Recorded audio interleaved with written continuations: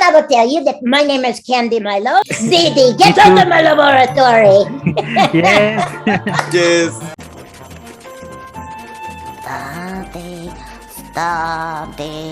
Study. Hey man, you better take it easy on the studies. Study.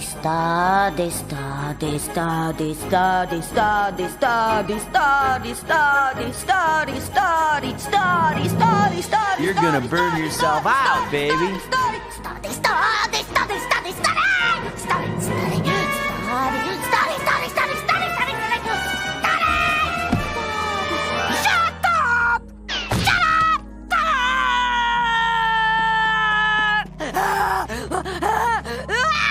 Get it out! Okay, everybody, are you ready to party? 'Cause I know I am.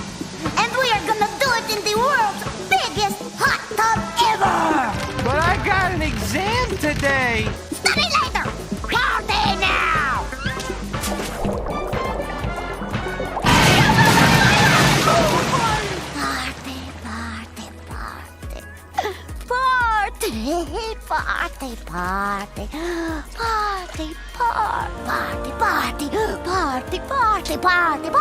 Party. Didn't you learn anything in college? Party now, study later. Party now, study later. Party Son, now, I'm study afraid later. it's Party back to now, grade study school for you. You just couldn't handle it. You heard anything?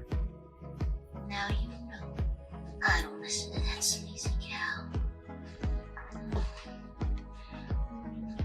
Nice to meet you, Zoran. I'm your big brother, Astro. Big brother? I'm Zoran. Nice to meet you, nice to meet you, nice to meet you, nice to meet you, nice to meet you, nice to meet you, nice to meet you. Well, it looks like the day has been saved again thanks to Jungle Boy. It seems as though Jungle Boy has single-handedly captured the hearts of millions here in the jungle. But I never lose. This must be a ruse. The Flea sees a double honorable act. Will the Flea also be moved to commit such an act of honor? Ha! You gotta be joking me! The Flea wants the El Papi Corriendo trophy! I don't understand. But I love him, my big funny bunny. Funny bunny? Hold me back and I'll put you to the rack. I'll dispense with the greetings since your life will be fleeting. Perish here you surely will, lead a path toward the hills. Enough balderdash! Turn their world to ash! Whoa.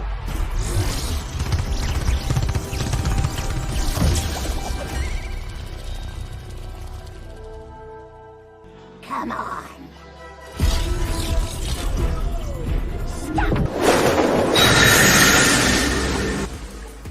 Shinra-tensei.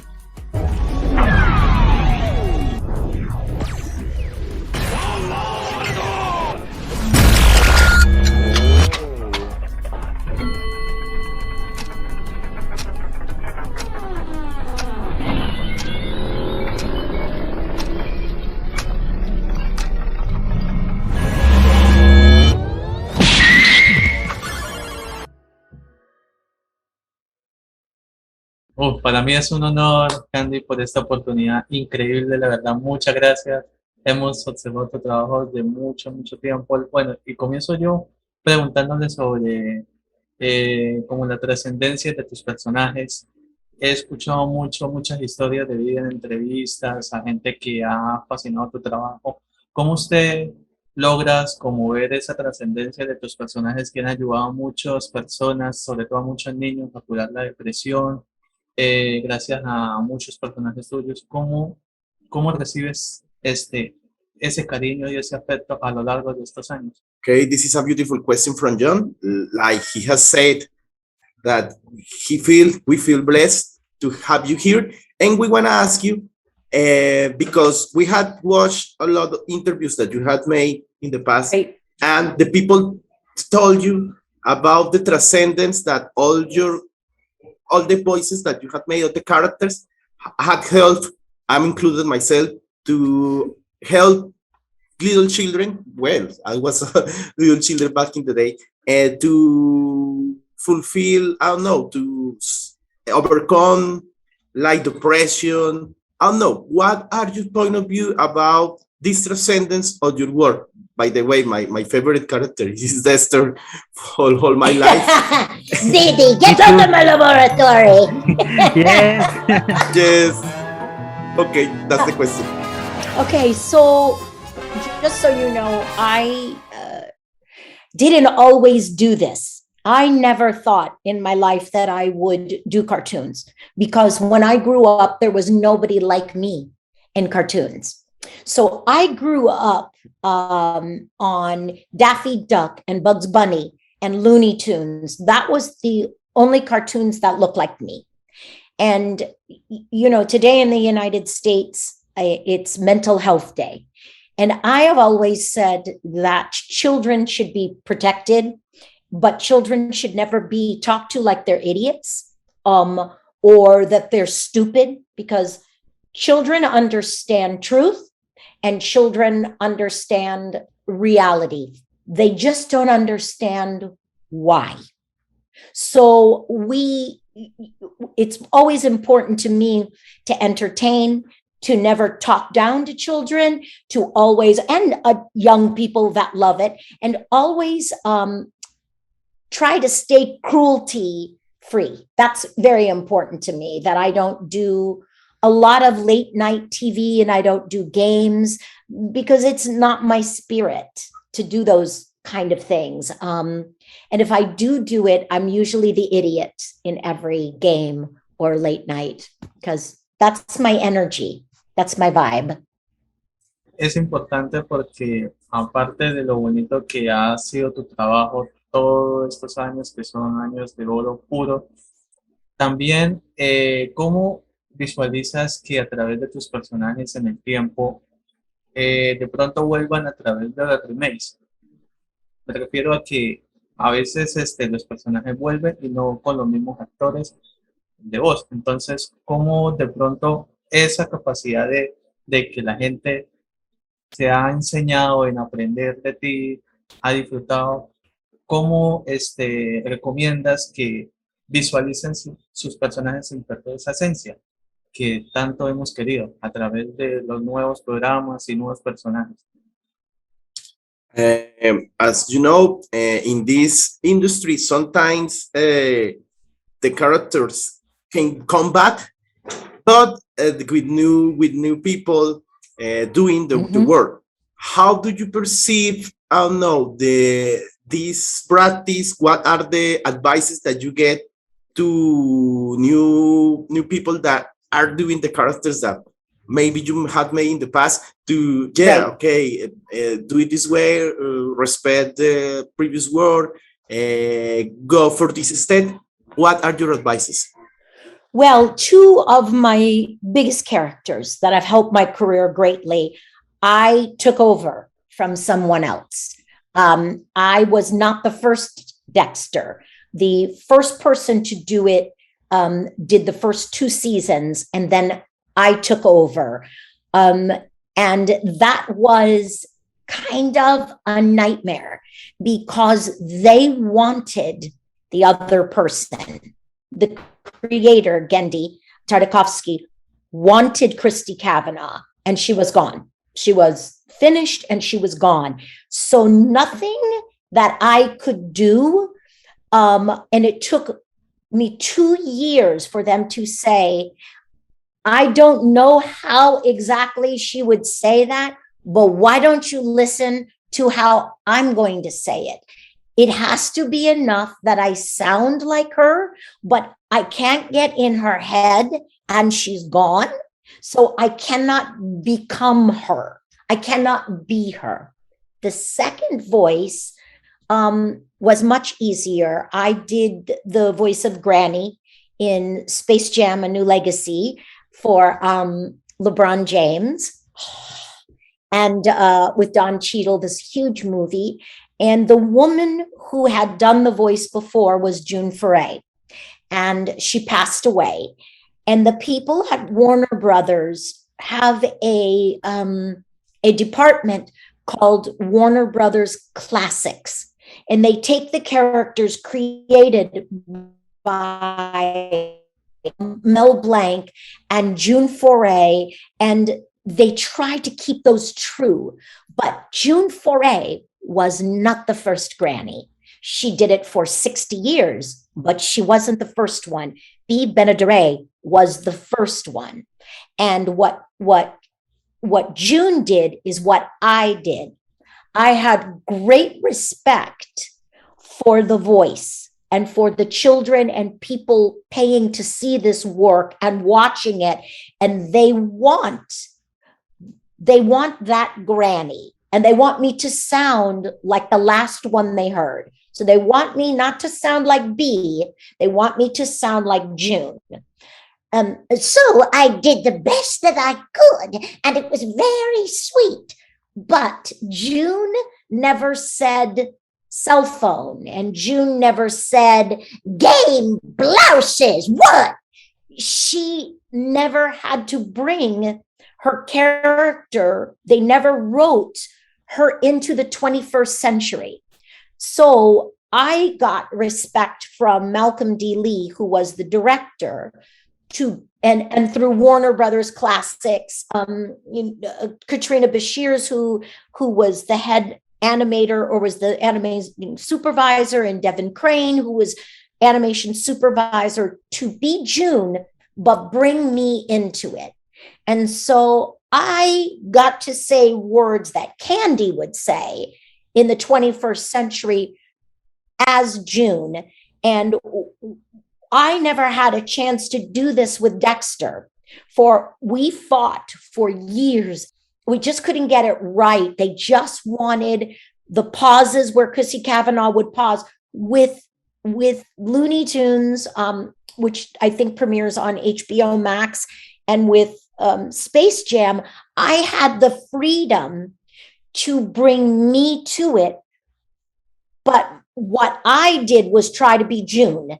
So I didn't know what to be with Dexter. I was like, I'm afraid to open my mouth. I don't know what you want. But with Granny, because I was given freedom, I sounded more like her than I think I ever had sounded like anybody.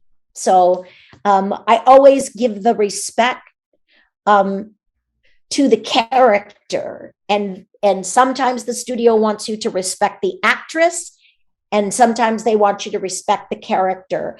And usually you'll be directed one way or another. You know, we want the actress or we want the character. Yo quiero hablarles sobre un género que, bueno, me gusta y creo que a ustedes también les encanta, el humor negro. Pues bueno, Candy tiene una carrera gigantesca. Quiero que nos hable su opinión sobre el género de humor negro y pues bueno, su experiencia haciendo actuación de voz en este género. Y bueno, también voy a quitar un poquito la pantalla verde, no sé si alcancen a ver el muñequito, porque ella actuó, bueno, también participó en Invasor Sim, que esa caricatura me encanta, y pues bueno, ese es un personajito que tengo. Y pues bueno, ya, esa sería mi pregunta. Mira, Dexter behind you, I love it. Of course, your career is so big, and you also have made dark comedy. What are your thoughts, your opinion about this type of material? And of course, Cesar is showing you he loves your work in Vader Scene. In fact, I got to tell you something that a friend of mine told me about another of your characters, that it is Mucha Lucha, because he told me, wow, my God. Guess what? He told me, he's a Mexican, and he told me, what? The character, the voice actor is not a Mexican? He told me no, that. Pero, yeah, for a long time, that I was raised in a family that we were told we were Mexican. And like, I have Mexican cousins. My dad has 13 brothers and sisters, and almost all of them married Mexicans. So we just assumed that my mom had, but I am Spanish and Portuguese. I'm a conqueror. I'm not a Latina. Pero I grew up speaking Spanish. It's insane. So when did I find out? DNA testing. And I was like, what? And I had Argentina, and then I didn't. And I was like, as it goes through. So I am Italian, I'm Bulgarian, I'm Jewish, I'm Portuguese, Spanish, French, all Northern European conquerors. So when I did it, I think I would never I don't audition for things that I am not. And if they are looking for Latine, Latinx, Latina, I don't do that. If they say Latina or Hispanic, I'll do it. I wouldn't be able to do the Flea, the headmistress, y la mamá de Ricochet, because that was a show made in Mexico, so, or for the Mexican people. And it just wasn't questioned back then. And the sad thing is, the Flea is one of my favorite characters, ladies. I don't understand. And it sucks because it's all my cousins, it's all the people I grew up with. So, I respect that everybody needs a seat at the table.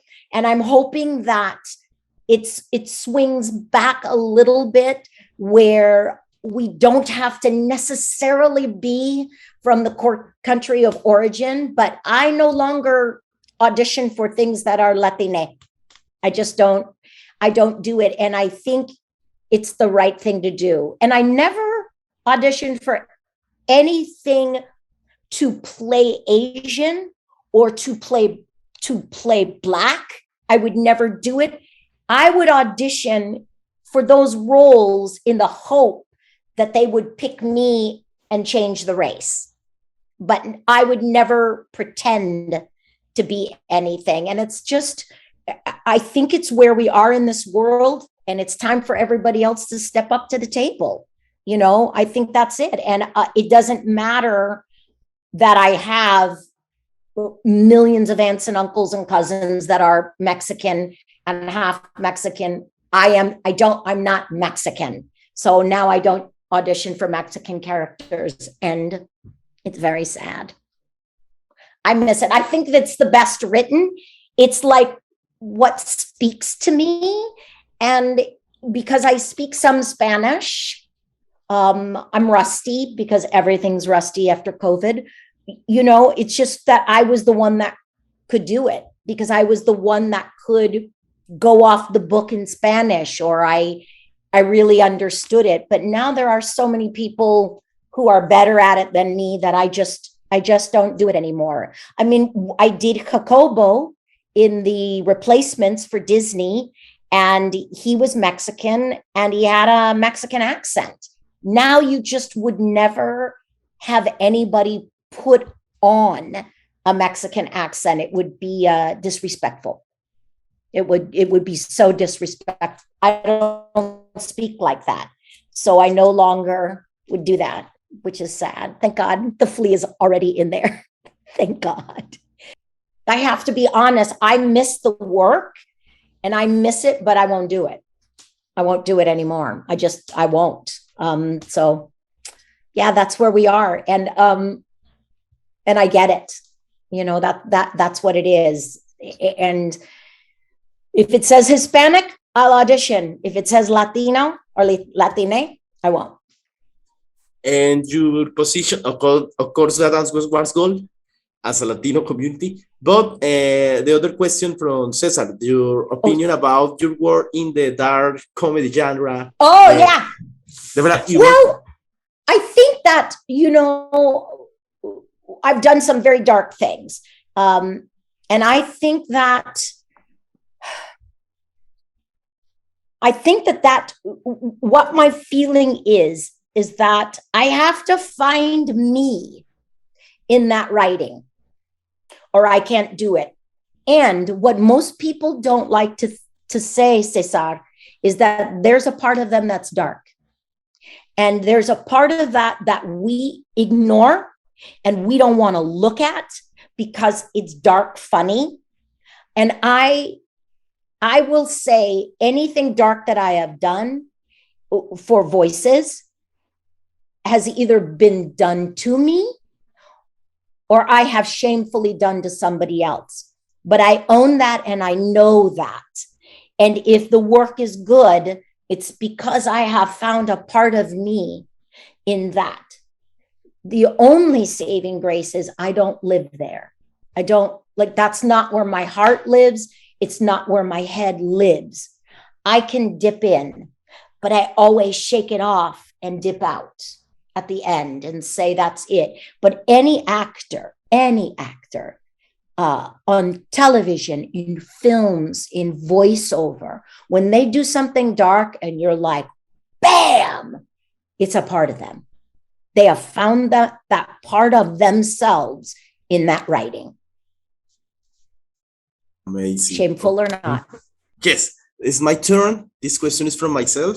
Yes. Okay. As you may know, I'm a big fan of the Final Fantasy series.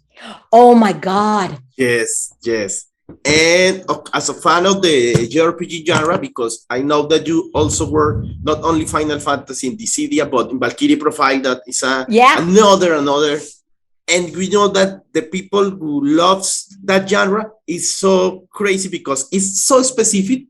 There are very boys and teds and history video games for few people, but that few people love it as myself. So I want to know, yes, how does it came? Square Enix approach to you?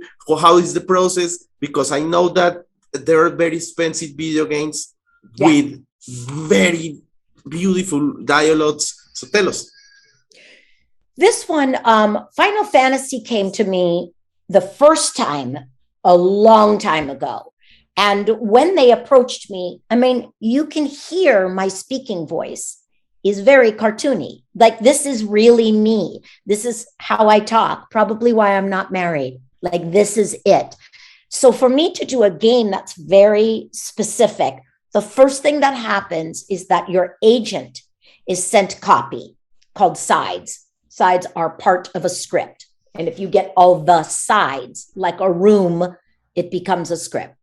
And I remember reading this, and I was, I think I did Paxil and Doña in the very first of the Final Fantasies that I did. And I will tell you that it is always the acting.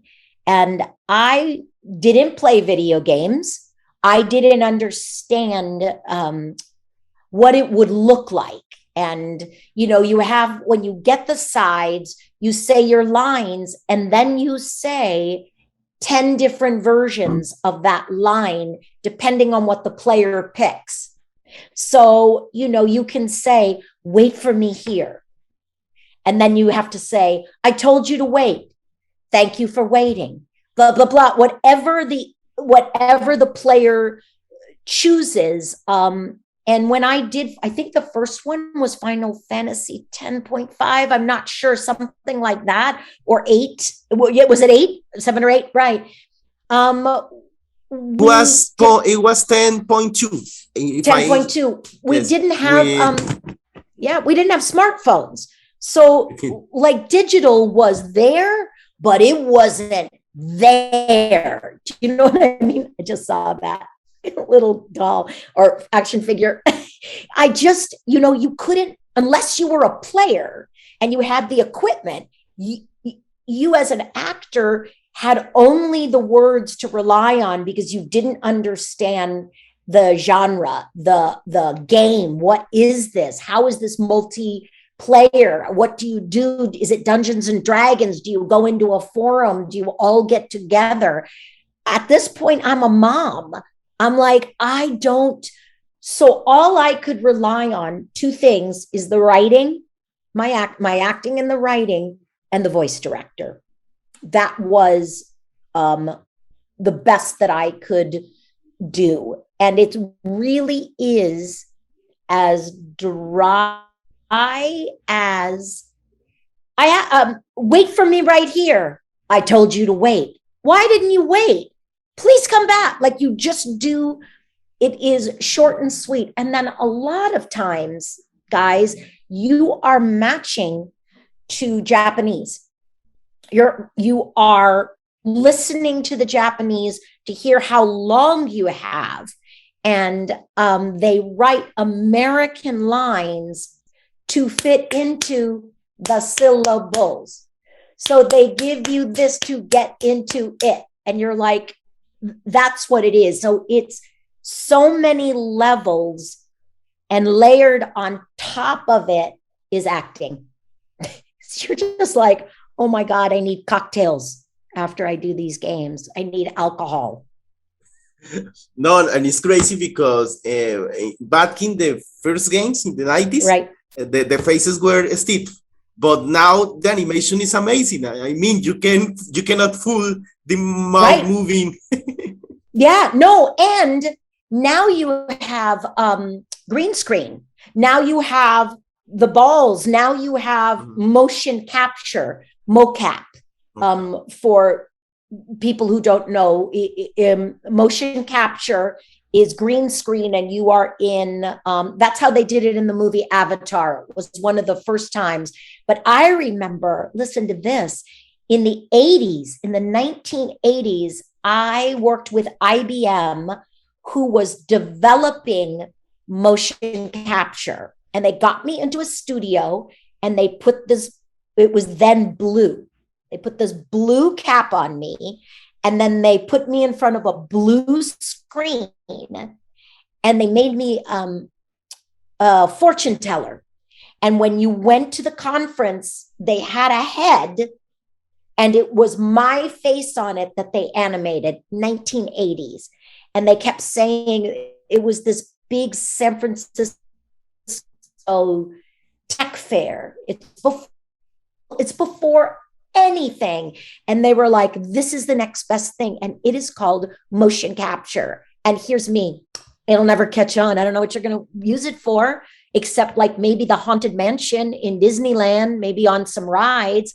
And turns out that is exactly what they did. They used it for rides, and it's now caught up to us. Now on our phones, to get in, you can look, and it captures your image to open your phone. In 1980, that's what they were developing, was motion capture. They're capturing the motion of your mouth, the motion of your head, and animating on top of that. And now that's what you have on these video games, which is insane. It's like insane. I don't know. Bueno, yo solo quiero decirle para mí gracias, y que, bueno, no sé si César complementa con lo que yo voy a decir, pero hay un personaje que de pronto ella decida darle vida a ese personaje que de pronto aún no es posible, de algún videojuego, de alguna animación. Pues bueno, de pronto saber si ella tiene algún personaje que extrañe, que ya no interprete, y que extrañe y que le gustaría volver a hacerlo. Y es la última pregunta, ¿cierto? Sí. Okay, as a last question from the team, there is a character that you miss, and there is a character in the vast arrangement of your career that you want to play, that you have never played, and say, oh my God, I really need to do that kind of character. I want to be the jerk boy, like a real boy on a late night series. I want to be a kid like Bart Simpson on a late night series. That's what I want to do. I want to be like, just a jerk little kid on. And that's like but if we also could bring back a series, I don't know if you guys ever watched Foster's Home for Imaginary Friends, right? So I did Coco, Madam Foster, Blue, Cheese, but I also did Cheese. And so, yeah, I like potatoes. Yeah, I like you. I like bunnies. I love to have a series where they just bring back Cheese, and all he does is tell you what he likes. That's all he does for like 30 minutes. He just says, yeah, I like potatoes. I like to have braces. Yeah, I like my brother. I like brother ladies. I like toys. I like flames. I like bunnies. I miss that show. That was a great show. But if I could be anything, I'd like to be a jerk. I'd like to be a boy jerk. So I not only miss that show, I miss that whole era from animation. It was my God. And you know what? And you know what happened, boys? I'll be honest with you. What happened was they chased the toys. That's what happened. It's what happened at Nickelodeon. I don't know if you remember Chalk Zone, My Life as a Teenage Robot. In Disney, it was Witch. It was the replacements. What began to happen was that the studios began to merchandise who was on their live action shows, who was on their television shows. And they would put them in animation, and then they would try to get people to watch. And Cartoon Network didn't have live action, so they chased the toys. And that's how you got G.I. Joe and the Transformers, and then these very soft shows. But I do think it's coming back, and I am very, very encouraged by the team that did Space Jam 2, because this was a lot of people of color from all over the world. There's a lot of people who drew this. There's a lot of people. Those names were not like Susie White. It was not that. It's an all-Black team of animators. It is Asian people, it's Latino people. It is and I think, like, my friend is Jorge Gutierrez, who has got Maya and the Three, and did Book of Life. And he and his wife, Sandra Equija, were the lead developers on Mucha Lucha. And their careers have been spectacular. And I think you're going to see culture exploding now. And I think you're going to see, now that you have Latine producers and writers and Black writers and producers, that you're going to get to see a brand new explosion that has nothing to do with toys and which sex will play with what toy. Do you know what I mean? Now it's about the art and laughing, and the merchandise is clothing, and the merchandise is school stuff, and the merchandise is the next film, or the film turned into a series. You feel me? So I think that's where we're heading. And that's what happened to that era of like late 90s, early 2000s, was that everybody chased the toys. And that's never good. You have to let the art stand on its own. And kids will tell you, I want to get a Ricochet or a Flea t-shirt, or that kind of stuff. But marketing is 20 steps ahead. That Space Jam is going to be about shoes. That LeBron has already come out with shoes. Warner Brothers already got the t-shirt. I'm sad to say there ain't a lot of granny t-shirts, but I'm just happy to have been in the film at this point. And I really do think that because we have opened up the communal table, now the dinner table is open to everybody from all races, all sexes, all identifying genders. I think that you're going to see some pretty spectacular art from their house, like what happened in their house and what happened in their neighborhood. And I'm anxious to see it. And I think that's where we're headed. They did a reboot of Rugrats, right? And they changed the art on it, and it's all, I think it's 3D. I'm not really sure, but they changed it up. And I think it's really popular only on social media. I don't know what the viewership is. And hopefully they won't chase the toys and let it have a chance to grow, because that's what we need to let happen, is to let shows grow. What I had to tell as a Latino, I feel blessed because with your friends, they come out Mucha Lucha and then the Book of Life, that I think is better than that other big movie from Disney, and because it's more authentic. It's Mexicans telling the story. And I got to tell you something. It's crazy because now, as a Colombian, we now get Encanto, the movie from Disney. But yes, but it's crazy because now the animators from Colombia are showing their movies. In fact, Encanto will come out with and the same time that a movie made for, listen to this, for people who are indigenous from Colombia, right, made right. in animations. And I feel happy because, yes, show us what Disney can tell about us as Latinos, but Latinos, let's show what we had to the world. And you know that Latin America is beyond the violence, is culture, but we got a few times, so please give us a hi, a salute to the channel, to the people that is watching, and give us your social media so people can follow you. Con los personajes de ella, a los que dice. If you wanna use a character, go ahead. Right. Let's see. I believe that I will tell you that my name is Candyce Milo. I am mentally unwell. Yeah, and I am followed. I am at the Candyce Milo on Instagram, and I am just Candyce Milo with an I on Twitter, and I don't do Facebook because it's evil. They're very evil. I hope you all watch cartoons. Let's see anybody that is a future voice actor or animator. Show us what happens in your house. Show us what happens in your hood. You see this from Lin-Manuel Miranda on Broadway, but also in the movies that he does. He shows you his hood. Show me your house.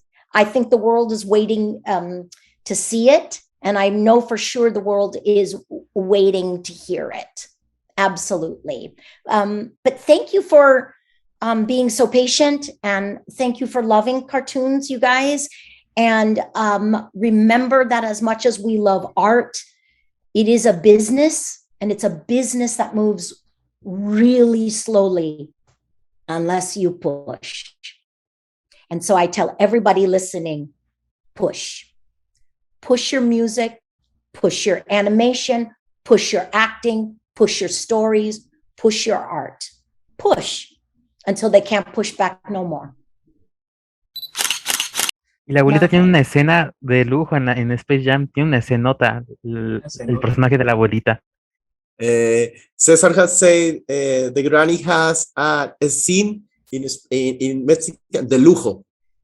It's an amazing scene. Granny was pretty fly. That's all I'm going to tell you. Don't mess around with Granny. Don't sleep on Granny, because she will punch your head.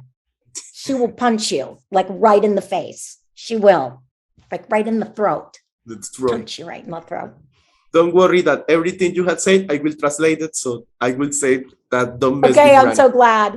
Yeah, and you know, I am promising you that the world is waiting for you. They're no longer waiting for me.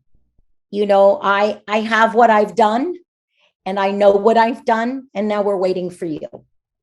I promise you, we're waiting for you. They're looking for you. Coming out for a person that really has inspired us the whole life. Thank you so much, and we hope to give the best so we can show to the world our art. Absolutely. And I everything that I said to you guys comes from my heart. No bullshit, no lies, everything. And I feel very secure in saying that I'm ready to watch whatever you guys are putting out. I'm ready. We're all ready. The world's waiting. Creo que ya entendieron. Entonces, hey, don't forget to follow your son, Facebook, Instagram, and Twitter.